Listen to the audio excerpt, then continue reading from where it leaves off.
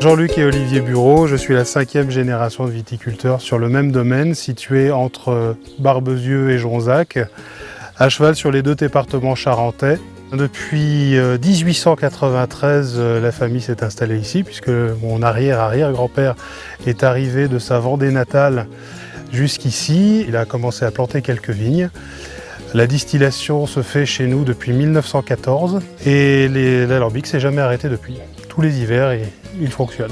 Nous avons un vignoble d'à peu près une 30aine d'hectares répartis en plusieurs cépages, surtout destinés au cognac, mais également au vin de pays et à la méthode traditionnelle. Dans les cognacs, on a une très large gamme de cognacs puisqu'on a des fûts qui datent de mon arrière-arrière-grand-père. Ça fait pas beaucoup de petites maisons comme la nôtre qui peuvent avoir ce genre de trésor. Alors imaginez un petit peu la palette d'arômes, la palette de parfums que l'on peut avoir dans nos fûts, dans nos chais. C'est un truc absolument extraordinaire. D'ailleurs Jean-Luc s'éclate lui à faire les assemblages, c'est lui le maître de chais. Donc, vous pourrez notamment retrouver à la gamme les Napoléons, les vieilles réserves, les XO. Le XO qui est un produit qui a près de 50 ans.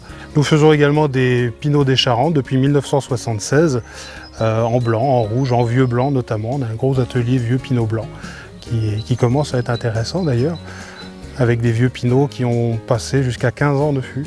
Nous produisons également du miel à partir de la petite centaine de ruches que nous avons, et cette sensibilisation à la mortalité des abeilles nous a fait poser beaucoup de questions, qui fait qu'aujourd'hui, le fondement peut-être de notre travail et de nos valeurs sont le respect davantage de la nature et de l'environnement.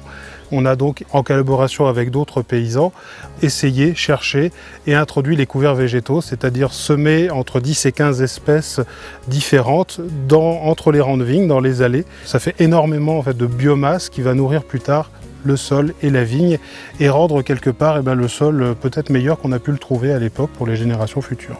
Le métier d'agriculteur, il a été dévalorisé depuis tant d'années alors qu'en réalité on est tous microbiologistes sans le savoir.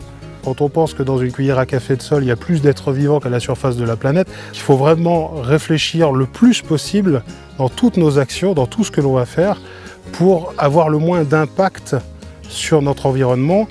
Et forcément, si on a moins d'impact sur notre environnement, le raisin sera de meilleure qualité et donc les produits qui en découlent, le cognac, le pinot, les vins de pays, seront de meilleure qualité aussi. De même que les abeilles auront un bol alimentaire beaucoup plus important et avec un miel beaucoup plus équilibré. En choisissant nos produits, vous choisissez de nous soutenir dans notre engagement en faveur de la protection de l'environnement.